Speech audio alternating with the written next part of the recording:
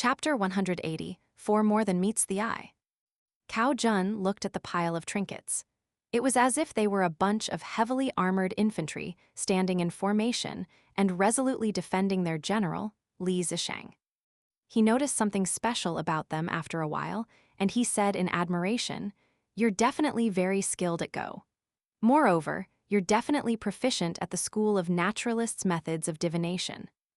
Li Zisheng was only a 6th-tier qi refiner, so unless he was the reincarnation of one of the founders of the 3 largest teachings, there was no way he should have been able to manipulate so many items at once. However, it was clear that the young scholar in Azure was using another, more efficient technique. Each time he defended against the short sword strikes, he would first calculate the rough trajectory and target of the sword. Thus, apart from using some of his energy to keep the spring leaves, autumn wind, and other items hovering in midair, there was only a small region where he actually needed to focus the large majority of his spiritual energy. This battle was like the defense of a city. Cao Jun was a powerful attacker, yet he didn't have enough soldiers at his disposal. As a result, he could only focus on attacking a single side of the city. Meanwhile, even though Li Zisheng looked like he had a large number of soldiers stationed on each wall, the reality was that 3 walls would always be guarded by unusable soldiers. However, he simply needed to predict the future and accurately calculate the target of Cao Jun's next attack. With this done, he appeared extremely relaxed as he defended against the swordsman's attacks. With a single thought, Cao Jun's snow-white sword retreated from the battlefield and returned to his side. Cao Jun glanced down at it, and he saw that both the tip and blade of the sword were slightly burred from battle. It was more damage than he had anticipated. Fortunately, Whitefish's sword intent rose slightly after the short sword was struck and tempered hundreds of times.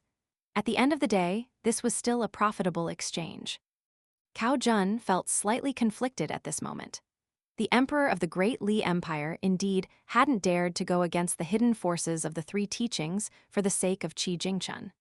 However, he would most likely be willing to enter conflict with the Cao clan, which had already taken root and settled down in another continent, for the sake of a local qi refiner who had hopes of advancing to the upper 5 tiers. This was a rare moment of hesitation for Cao Jun. He sheathed Whitefish, and he wrapped his hand around the hilt of his other sword, Ink Kaiwan, at the same time. He purposely pretended to be angry, and he spat, "If you're so capable, then stop hiding behind your defenses like a coward." Li Zisheng smiled and countered, "Do you even have the capability to hide behind defenses like a coward?" Cao Jun was rendered speechless. He was once a prodigious swordsman who a powerful sword immortal of a continent had placed high hopes in, and what he had pursued was peerless intensity and unrivaled killing power. Thus, it was only natural that he neither had the time nor the interest in cultivating defensive abilities like Li Zisheng. The young scholar didn't counterattack no matter how he was attacked or taunted, and he simply relied on his large pile of strange and wonderful trinkets to earnestly defend himself. He stubbornly refused to attack. Someone had once compared sword cultivators to light cavalry. Both were as agile and swift as the wind, and flying swords were like crossbows in the sense that they were used for close-quarter combat and small-scale battles. It was often the case that one exchange would be enough to determine life and death. As for the destructive power of terrestrial sword immortals at the upper 5 tiers, their flying swords could be compared to bed crossbows on the battlefield. Even though they simply sat on top of city walls, they acted as a powerful deterrence to enemy forces. Meanwhile, militarian cultivators could be compared to heavy cavalry. If they were allowed to raise their energy and aura to the peak, then they would be analogous to heavy cavalry charging at the enemy. They possessed powerful offensive and defensive capabilities, and they were peerless when it came to breaking through enemy formations. As for pure martial artists whom people often viewed as unable to attain Dao, they could only be compared to clumsy heavy infantry who possessed mediocre offensive abilities. Even if it were a grandmaster at the far-roaming tier, the 8th tier of martial arts, they would still be far inferior to qi refiners. Grandmasters at this tier could already walk on wind, but if they couldn't defeat their enemies while engaged in close-quarter combat, they would immediately be at a disadvantage once the battle dragged on and once their enemies increased the distance between them.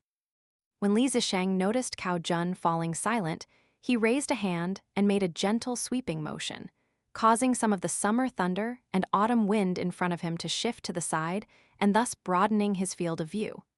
Your sword hasn't been able to state its reasonings and principles thoroughly enough, he said. In other words, he was willing to listen to the reasoning and principles of Ink Kai, Cao Jun's other sword. Cao Jun lightly massaged his cheeks and replied, "You speak in such an unpleasant manner. However, I admit that you have the right to do so. I have a suggestion for you, and you can consider it for a while. Why don't we have a life-and-death battle where we each take responsibility for our own life or death? This will have nothing to do with our clan or country. What do you say? Do you dare to gamble with your life?" Li Zisheng shook his head and said, "You can already tell that I'm not adept when it comes to offensive abilities. In other words, you've already been enjoying an indomitable position this entire time." The young scholar didn't mind, revealing the true extent of his abilities. "Are you honest or are you stupid?" Cao Jun asked in exasperation. As he looked at the young scholar, he couldn't help but recall the most impressive scholar in the southern world continent, the current clan leader of the pure Confucian Chen clan. According to rumors, the old man who had gained immense knowledge from reading had gentle breezes hidden in his sleeve.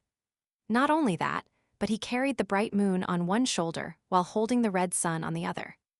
Cao Jun pushed these thoughts out of his mind and turned his head, only to see a small and bright red fox standing on its hind legs on the roof of some old house in Clay Vase Alley. The fox looked at Cao Jun and said, "The patriarch sent me over to tell you not to overdo things. If you're killed by Ruan Qiang, he'll simply find a random spot here to bury you. In any case, that can be considered a burial in your ancestral hometown." An expression of disdain appeared on Cao Jun's face, and he said, "What? Can you repeat that again?" The little fox cleared its throat and instantly went from refined and cultured to fierce and evil. It placed its front paws on its hips and cursed, "That old bastard Cao Zai told me to tell his bastard grandson to hurry up and stop. Otherwise, if you annoy the blacksmith Ruan Qiang and end up being pulverized into minced meat, he won't try to seek revenge for you. He has hundreds of descendants, so he doesn't have time to help all of you. He also said it's a shame you haven't married that woman yet. Otherwise, he wouldn't have told me to come here to say all this. Instead, it would have been best if you were smashed to death. That way, he could seize the opportunity to take your wife." Cao Jun's expression became nonchalant, and he nodded and remarked, "That sounds about right. This is indeed the tone of that old bastard." Li Zisheng didn't care about these things, and he said, "If we're not fighting, then please move aside and let us pass." Yes, we're not going to fight anymore. I can't kill you and you can't kill me either. How boring." Cao Jun smiled and continued, "I'm going to head over to the blacksmith shop to take a peek and pay homage to the sage." He stomped his feet and directly soared into the sky. He then rapidly descended toward the blacksmith shop by the river. As for the shitty rule that prohibited one from unauthorized flying in Dragon Spring Prefecture, Cao Jun genuinely couldn't give two shits about this. The result was a loud boom. Cao Jun was instantly sent flying like a meteor. In the end, he finally managed to stop himself after a great struggle. However, he was already several hundred kilometers away. He had spun countless times in the sea of clouds, and after sitting down, he couldn't stop himself from vomiting blood. He was as pale as a sheet, yet he didn't show any signs of anger or frustration. Instead, his habitual smile returned to his face as he said, "Sure enough, none of the cultivators from Wind Snow Temple have a good temper. I wonder if the divine platform's Wei Jin will give me a surprise." The bright red fox flew circles around Cao Jun and took great joy in his misfortune. "You've suffered the painful consequences, huh?" "Well, I haven't died or anything," Cao Jun chuckled. The fox clicked its tongue in wonder and remarked, "Your habit of bullying the weak and fearing the strong is just like Cao Zai. If I don't bully the weak and fear the strong, then should I bully the strong and fear the weak instead? Are you retarded?" Cao Jun said. The fox didn't pay any heed to this. It raised a paw to its chin and stood on its tippy toes to gaze at the small town. "That strange sword billet that you weren't able to snatch over, what was that all about?" Cao Jun's expression was dark as he replied, "You still have the face to ask about this. If it weren't for you egging me on to kill him and snatch the treasure, I would have at most completed a fair trade with that young boy." The fiery red fox put on a stern expression and lectured, "People need to stay true to their hearts. However you are in the outside world is however you should continue to carry yourself in the small Dragon Spring Prefecture. The only difference is that there's an 11th tier military and sage here. However, don't you also have an 11th tier sword immortal following behind your ass? One of them enjoys favorable timing and geographical advantage, and one of them possesses a powerful divine weapon. Both of them are the most unreasonably powerful types of chi refiners. However, they're evenly matched, so if you're able to witness a battle between them, perhaps you might even gain some enlightenment. So why not take advantage of this?" Cao Jun chuckled coldly and replied, "With Cao Zai's temperament, he'll definitely take advantage of me tenfold if I dare to take advantage of him like this." The fiery red fox rubbed it in, and it repeated like it always did. "Then just let him bed your wife a few times in the future. What is there to be afraid of?" Cao Jun didn't reply, and the faint smile remained on his face as he looked at the fox. The young swordsman's smile didn't waver in the least.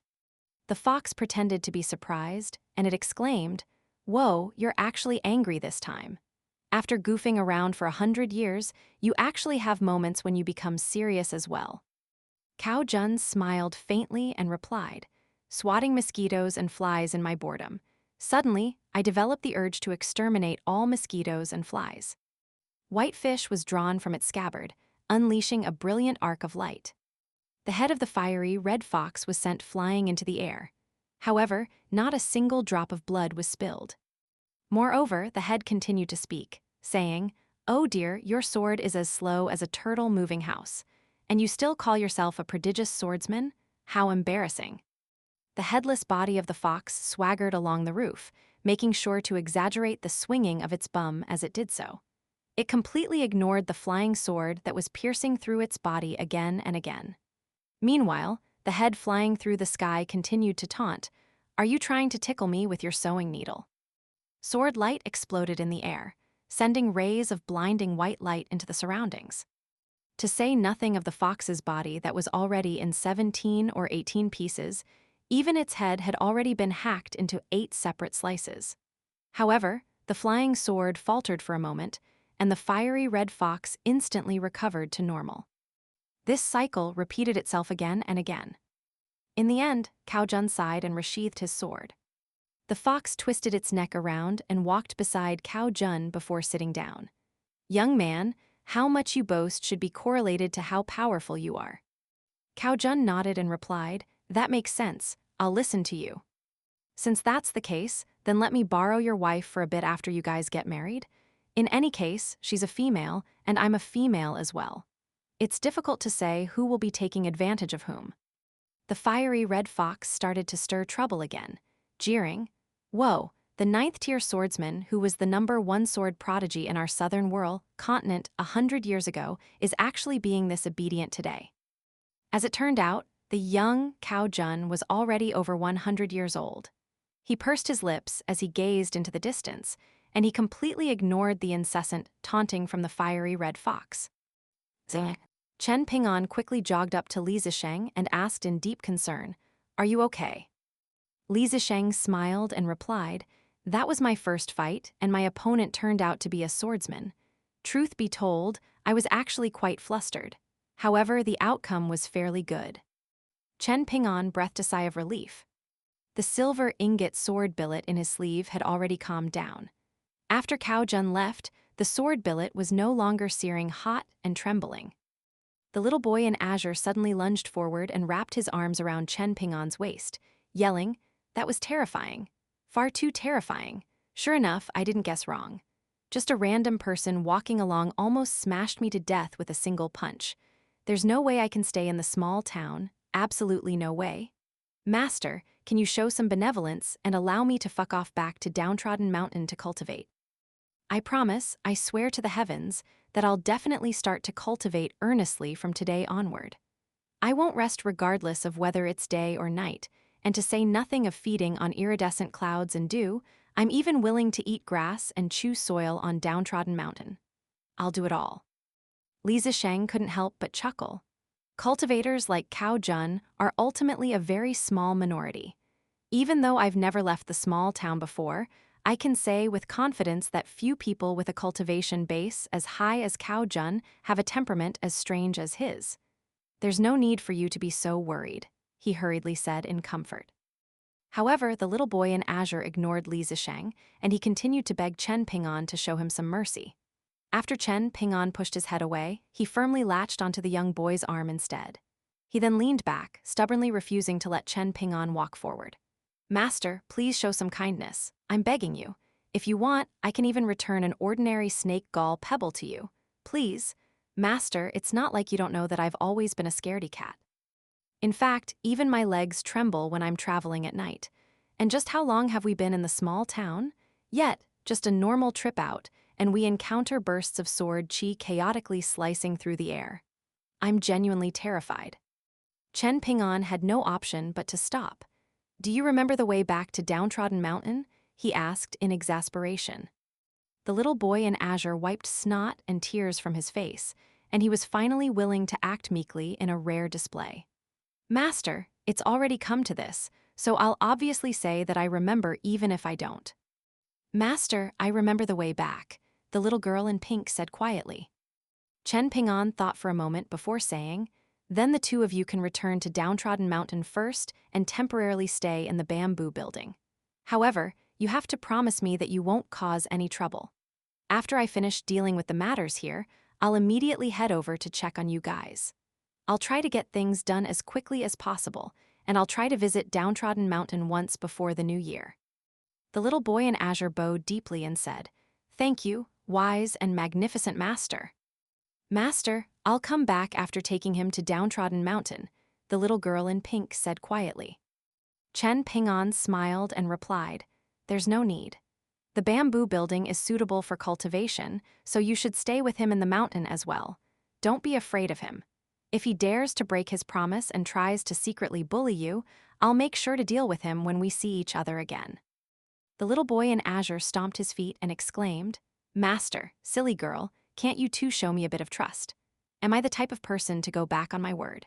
Who in the imperial court of Yellow Court Nation doesn't know that the river god of the imperial river has a trustworthy and reliable brother? If I promise to exterminate someone, I definitely won't allow them to go free. If I promise to kill someone's ancestors, I definitely won't turn around to kill their descendants instead. Chen Ping'an chuckled and remarked, Oh, so you're this powerful, huh?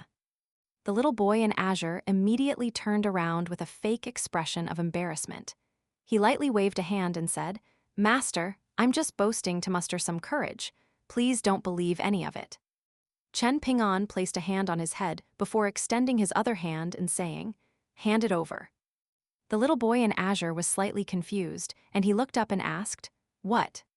Just then, you agreed to return an ordinary snake gall pebble to Master if he allowed you to return to Downtrodden Mountain.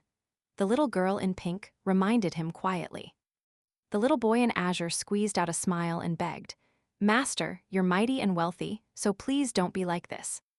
Chen Ping'an didn't retract his hand.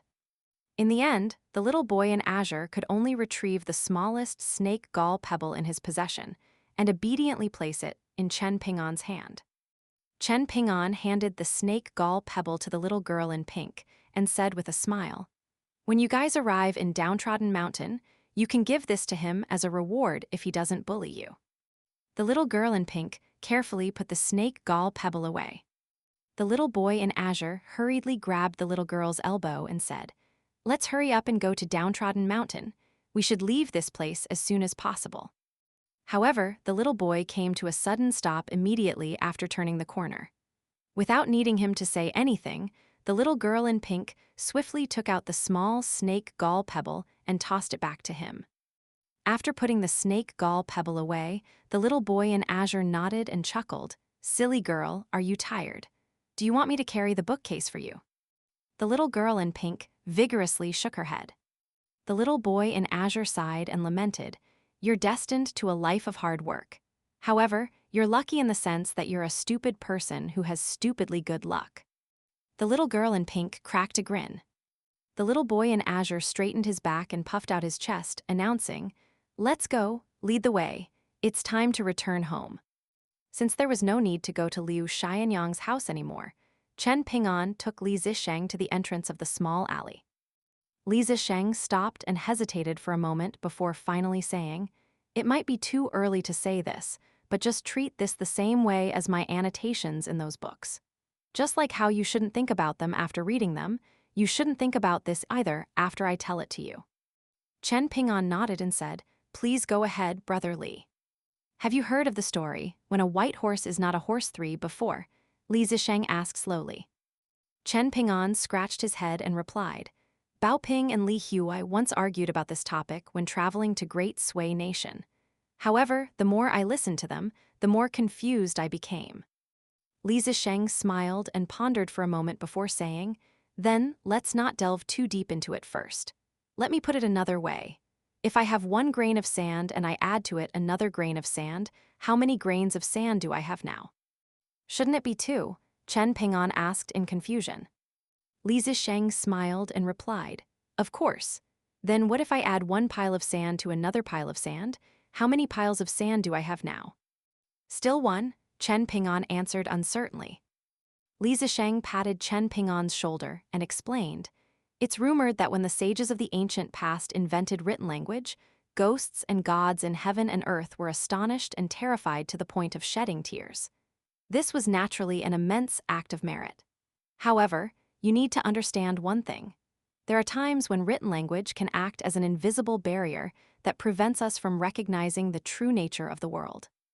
Thus, one should not be pedantic and pay excessive attention to wording when reading a book. If you encounter a bottleneck, why not take a step back before ascending several steps upward? You should try your best to walk upward. If one doesn't reach the peak of a mountain, then one will fail to appreciate the nature of flat terrain for." Chen Ping'an was at a loss, and he could feel a headache starting to form. This was a similar feeling to when he had flipped through Principles of Life for Children not long ago. Lost in confusion, he felt as if there were no path forward and no path back. "Take it slowly, there's no need to hurry," Li Zisheng comforted. I understand," Chen Ping'an replied with a nod. Now missing a sleeve, Li Zisheng returned by himself to his large residence on Fortune Street. All of the servants and maidservants in the residence felt slightly baffled when they saw their young master's awkward and disheveled appearance. Their young master was already an adult, yet apart from accompanying his elders to visit the ancestral graves, he almost never left the residence. Now that he had finally headed out for a rare stroll, he had actually had some kind of rough encounter that left him in such a sorry state. Surely he couldn't have fought with someone, right? Li Zisheng returned to his courtyard and checked on the peacefully coexisting crab and mountain crossing carp first. He then changed into a new robe and entered humble abode to read for a while. Afterward, he went to a building that was always locked. After opening the lock and entering the building that was owned by him, what entered Li Zisheng's gaze was a row of display shelves lined against the wall. However, these shelves didn't have any antiques or ancient trinkets on them. Nor did they have any exquisite porcelain pieces that Dragon Spring Prefecture was renowned for. Instead, these shelves were filled with seals of varying sizes and materials. Apart from these shelves that were filled with seals, the only other thing in the building was a desk and a chair. There were 3 unfinished seals on the desk, and they were respectively carved from wood, yellow jade, and bronze. There was a large box of exquisitely made carving blades on the table, and there were also several ancient books that were written on precious material. Li Zisheng gently closed the door before walking over and sitting down behind the desk. The 3 seals on the desk were all missing a single character only. The bronze seal had the characters, "Vanquish the heretical," and it was missing the character "Teachings." The yellow jade seal had the characters, "Heaven overseeing Lord," and it was missing the character "Dharma" in front of Lord 5. The wooden seal had the characters "Chi creates life," and it was missing the character "Azure" at the start. Carving seals was the same as drawing talismans, and it was important that these things were completed in a single go. However, Li Zisheng clearly wasn't adhering to this principle. Not only did he not pick up a carving knife to engrave the final characters, but he instead shut his eyes and started to nap. His breathing was calm and slow, like a murmuring stream that couldn't be exhausted. This was a small room, but it was much more than met the eye. Chen Ping'an returned home, and he discovered that the locust wood sword on the table had imperceptibly tilted. Even though he was stunned, he still sat down beside the table with a calm and unchanging expression. 1. Kai means either a hornless dragon or mountain demon. 2. Ancient Chinese siege weapons similar to ballista. 3. This is a paradox in Chinese philosophy attributed to Gongsun Long, a philosopher and writer who was a member of the School of Names. 4. This refers to the notion that without ascending a mountain, there's no point of comparison to drive home the point that flat terrain is indeed flat. 5. The heaven overseeing Dharma Lord is a Taoist deity from the Zhengyi sect. This deity is said to have Buddhist influences.